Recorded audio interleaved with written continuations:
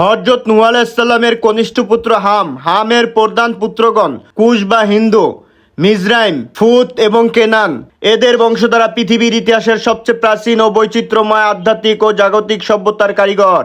আধুনিক নিত্যতব্য ধর্মীয় ইতিহাসের বিশ্লেষণে দেখা যায় হামের বংশধরেরাই পৃথিবীর দক্ষিণ ও উষ্ণ অঞ্চলে সনাতন ধর্মের সেই সুপ্রাচীন ভিত্তি স্থাপন করেছিলেন, যা বর্তমানে পরিচিত অনেক ধর্মের চেয়েও বহু পুরনো। সনাতন ধর্মের সৃষ্টিতত্ত্বের সাথে হামের বংশধরদের এই অঞ্চলের এক নিবিড় সম্পর্ক রয়েছে।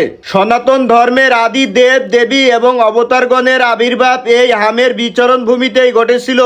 এই ধারার মানুষগুলো মনে করেন সৃষ্টির আদিতে ব্রহ্মা, বিষ্ণু ও মহেশ্বর শিবের মাধ্যমে মহাবিশ্বের যে চক্র শুরু হয়েছিল তার কেন্দ্রবিন্দু ছিল এই দক্ষিণ গোলার্ধ।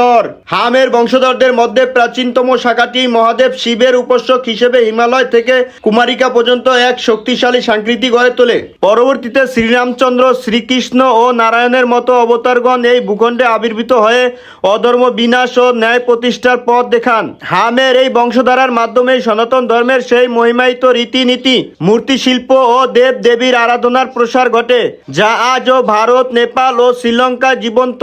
হামের বংশধরদের প্রকৌশল ও স্থাপত্যের যে রহস্যময় জ্ঞান ছিল তার শ্রেষ্ঠ প্রমাণ হলো মিশরের পিরামিড এবং দক্ষিণ পূর্ব এশিয়ার বিশাল মন্দিরগুলো।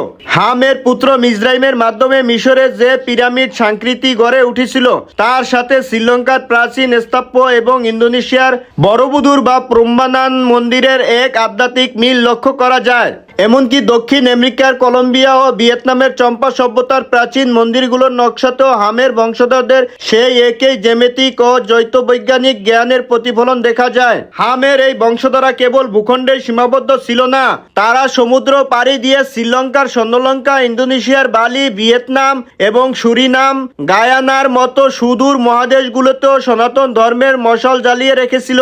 পরবর্তীতে বৌদ্ধ ধর্ম এই সনাতন ধর্মের একটি শাখা হিসেবে হামের এই অঞ্চলের মানুষের মাঝে অহিংসার বাণী নিয়ে আবির্ভূত হয়। হামের বংশধরদের এই অজয় সংস্কৃতি আজও আমাদের শেখায় কিভাবে প্রকৃতি, ভেষজ চিকিৎসা এবং আধ্যাত্মিক সাধনার মাধ্যমে সৃষ্টির রহস্য উন্মোচন করা যায়। ভালো থাকুন, সুস্থ থাকুন। আমার ভিডিওটি ভালো লাগলে লাইক, কমেন্ট, শেয়ার করে ফলো দিয়ে পাশে থাকুন।